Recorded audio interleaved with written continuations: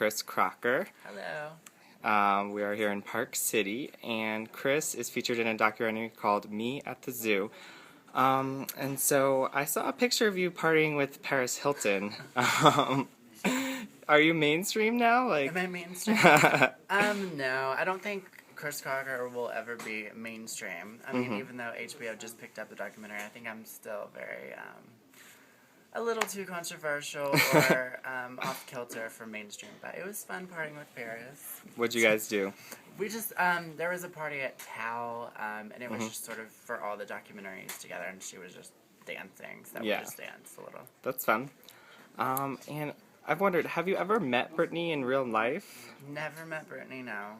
I've heard from, when she was going through her darker period, I heard from Sam Lefty, who was her manager at the time, and he told me that I was lewd and disrespectful towards Brittany and her camp for flashing the paparazzi. So that's the most interactions I've ever had with Brittany or her team. So. Do you think that now that this might get more exposure, you might have the chance to finally meet? I mean, I'm not anticipating it. Yeah. If, she sees it, cool. She'll know I was sincere in the video, which I think is a really big question mark for everybody. But, right. Yeah, so. And it was sincere? Was it a moment of, like... Anyone that sees the film will definitely see why I'm sensitive to women, and it definitely shows a lot of stuff that goes on in my family. So, it was definitely sincere. Yeah. And in the video, you kind of call out the media for making a mockery of her. But then after you kind of got the video, you started going on sort of a tour and trying to get publicity from your own thing. So is that different? That was the biggest sticky situation for me was still, telling people I was sincere in the Leave Britney Alone video, but also once I got that attention, I also was like, okay, I'm going to use this to my advantage. I have a reality TV show offer. I'm going to play up to this character and just let people think what they want to think about me, crazy Britney fan, which only backfired. So, yeah. I think a point in the movie where it sort of reaches the bottom is when you say Britney was more important than 9/11 or something. I had went on Maury and said, before I'm an American, I'm a Britney fan. I just felt like, to me, anyone... I don't know, that takes a closer look would know that isn't serious. Yeah. And when I made the 9/11 video, I was playing on perceptions of me that already existed. So I was just playing the part of, crazy Britney fan who has priorities in all the wrong places. And I can admit to that. But also, I will still redundantly say that the Leave Britney Alone video was sincere. Yeah. And just because I act silly or do crazy things doesn't mean that I don't have a serious side. So I understand that it clashes with... Yeah, because you say you're playing a part, but you're also sincere. Right. So I understand it clashes with people's perception, which the film leaves it for you to draw. So. And for me personally, I think it's almost like you have multiple personalities. Not to be clinical or anything, but... there's sort of the crazy Britney fan, maybe. And now you've been exploring new personalities, too, right? With, I wouldn't call them personalities, because the thing that anyone that's around me at all, it's literally the same dialogue, the same voice, the same person, day in, day out, maybe different aesthetics. I don't know. I mean, of course, whenever I turn on a camera, that's my time to, let out whatever crazy energy I'm feeling pent up in my room in Tennessee. I mean, that's the truth. So. Yep. And do you foresee a move anywhere? I haven't moved from Tennessee just because of my bad experience in L.A., and when I move, I don't just want to be paying rent towards nothing. I want to move and actually move. Yeah. Not just for, a little while. So. Would you go to New York? That's kind of where I've been thinking in the back of my head. Yeah. So there's a lot more of a creative field, so to speak, people that understand me and don't just see me as a joke. And there's a lot of people there I respect, so yeah, good network. Yeah, for sure. And are you still taking porn as serious or just a little dalliance? Well, I don't know what's going on with that right now, to be honest. I guess my main focus right now is just the documentary. So. For sure. Are you keeping up with the gym and all that sort of stuff? Yeah. I haven't been in a week or so. Yeah, me neither. I still have my trainer. That's fun. And have you found any paramours through doing the porn or paramours, boyfriends, crushes? No, like, no. I've been talking to someone for a while. On the internet, or? No, he's here. Oh, yeah? Yeah. So how long have you guys been together? Is Well, it official? We're official, but we're not official. He's like, I'm not your boyfriend, I'm more like your husband. So it's like, I'm allowed to sort of talk to people, but he gets jealous if I do. Wait. So a husband is less serious than being a boyfriend? Right. No, I think he thinks in his head that I'm the one that, he's the one that I talk to at the end of the night. So it's like, whatever. Right. I don't know. Okay. It's a little complicated. I respect that. You know, Facebook made that a phrase, you know, it's complicated, so. Yeah. And have you, I don't know, this is a funny question. I've been on Grindr here at Sundance, and it's kind of funny how many gay people are here. It's hilarious. Do you use it?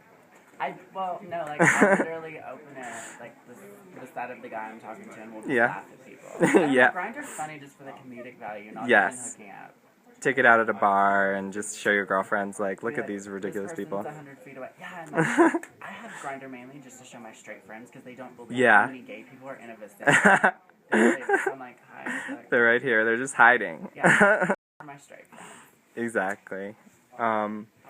And so, one of the videos that kind of interests me is that Eat My Cornhole video. Like, that one gets a lot of negative feedback, doesn't it?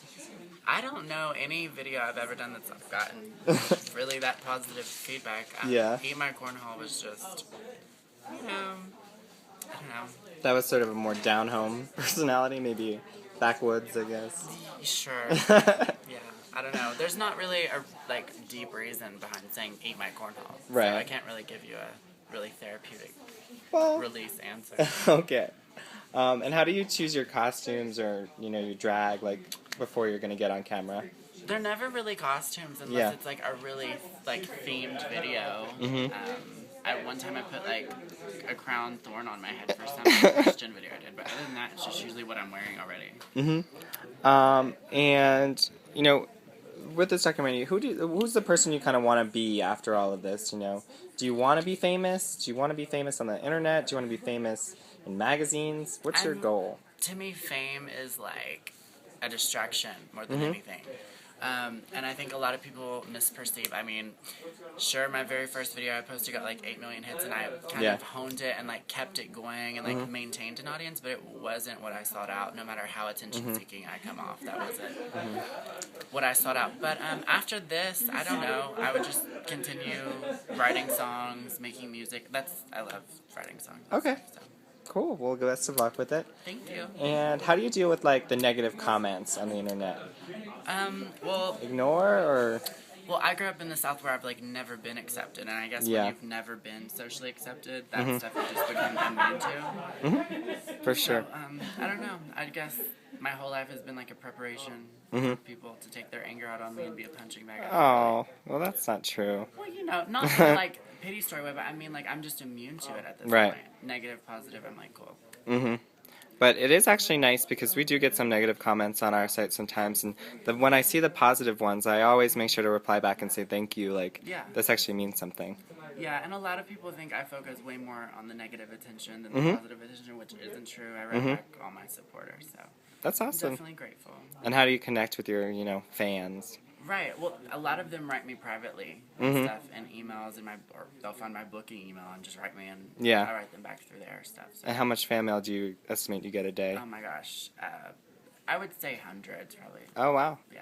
And how about on Twitter? Do you get lots of yeah, Twitter's thousands a day. It's so fun. I love Twitter. I see. We've tweeted back and forth before, and I was like, oh my god, Chris Crocker's responding back. Yeah. And it can be hard to engage the haters on Twitter, though, too, because sometimes they just say such dumb things. The best thing is to retweet the haters. Yeah. And then it's like hanging a little rat over a lion's den. And it's y'all deal with this. It's so funny. I love retweeting my haters. Totally. And then all your super fans come to the defense, right? Funny. Yeah. Have you ever heard of a stan? Do you know what that is? Yeah. Yeah? Stanning. Stan Wars. Sometimes I try to set the Madonna and the Lady Gaga fans against each other. Yeah, that's very easy, especially with Madonna's most recent interview. Yeah. So, yeah, it's entertaining. I think what's funny is Britney's fans hate me the most. Yeah. I give them such a bad name, is what they say. If you had to be Team Team Madonna, Team Gaga, or Team Britney? Which one?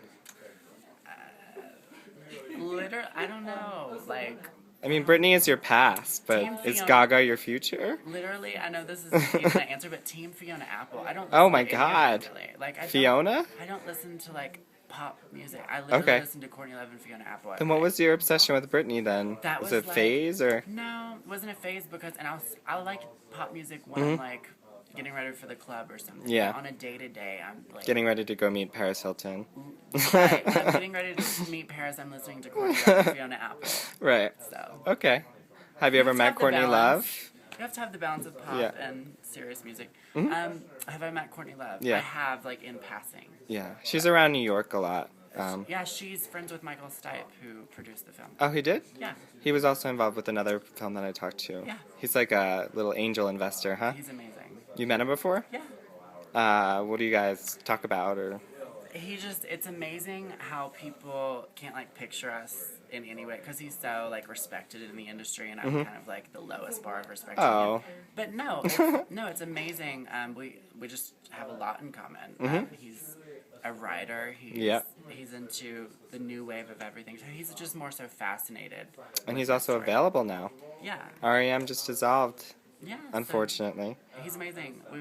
He had a house party that I went to not too long ago. And had Cool. us all over for pizza. So. All right. Well, thanks so much for talking, Chris. Thank you. Good luck with the documentary. Thank you. Bye-bye.